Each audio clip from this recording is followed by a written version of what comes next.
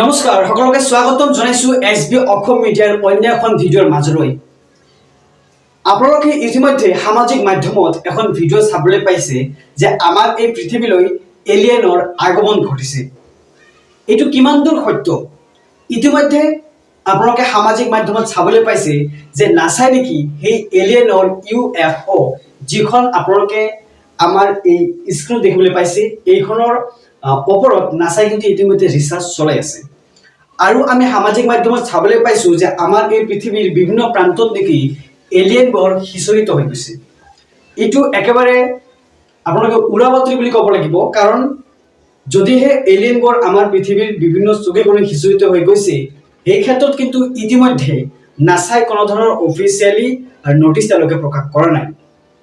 যদিহে নাছাৰ অফিচিয়েল নোটিছত কোৱা হ'ল হয় যে আমাৰ এই পৃথিৱীত এলিয়েন পৃথিৱীৰ সমগ্ৰ চুকে কোণে প্ৰকাশ পাইছে, আপোনালোকে সাৱধান থাকক, তেন্তে কিন্তু আমি সেই কথা বা নাছাৰ যি তথ্য সেই তথ্যমতে কিন্তু আমি বিশ্বাস কৰিবলগীয়া হ'লহেঁতেন। কিন্তু আমি সামাজিক মাধ্যমত চাবলৈ পাইছো যে মানুহে বিভিন্ন ধৰণৰ ফেক নিউজবিলাক প্ৰস্তুত কৰি সামাজিক মাধ্যমত আপলোড কৰি কৈ আছে যে এলিয়েন অহাৰ পিছৰে নেকি আমাৰ এই পৃথিৱীখন সমগ্ৰৰূপে ধ্বংস হৈ যাব।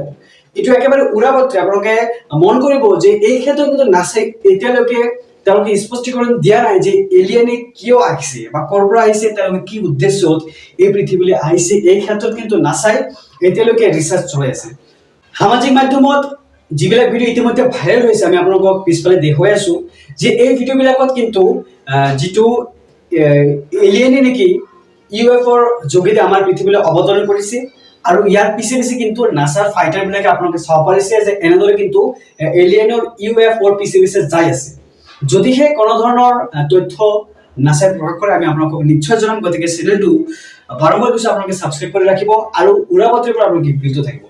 আপোনালোকে ভাবে যে সামাজিক মাধ্যমত যিকোনো এটা ভিডিঅ' চালেই আমি গম পাই যাওঁ যে এই পৃথিৱীখনত কি সংঘটিত হৈছে, এইটো কিন্তু একেবাৰে ভুল। আপোনালোকে তথ্য দিয়ে, অৰ্থাৎ উপযুক্ত তথ্য দিয়াৰ পিছতহে আপোনালোকে সেই ভিডিঅ'বোৰ চাই বিশ্বাস কৰিব যে এলিয়েন পৃথিৱীলৈ আহিছে, বা যদি তেওঁলোকে অৱতৰণ কৰিছে এতিয়া ক'ত আছে।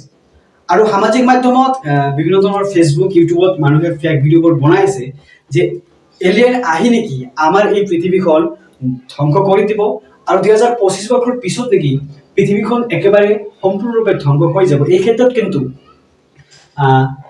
বাবাভাঙ্গাই বিভিন্ন ধৰণৰ যি ভৱিষ্যতবাণী কৰিছিল, সেই ভৱিষ্যতবাণীৰ কিন্তু বিভিন্ন ধৰণৰ ফলন দিয়া সংঘটিত হৈছে।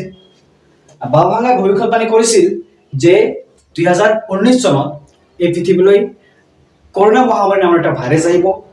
এইটো কিন্তু আমি দেখিবলৈ পাইছো।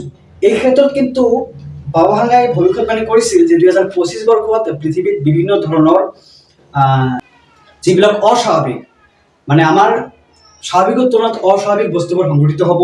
এই ক্ষেত্ৰত কিন্তু আমি এই এলিয়েন আহা বা আমাৰ পৃথিৱীলৈ এলিয়েন অৱতৰণ কৰা দৃশ্যটো আমি চাবলৈ পাইছো।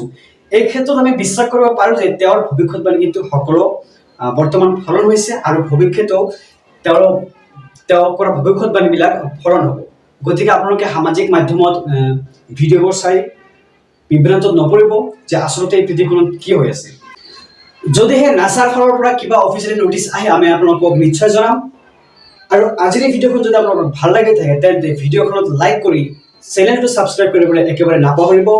আকৌ লগ হ'ব, তেতিয়ালৈকে সজাগ সচেতন থাকিব। ধন্যবাদ।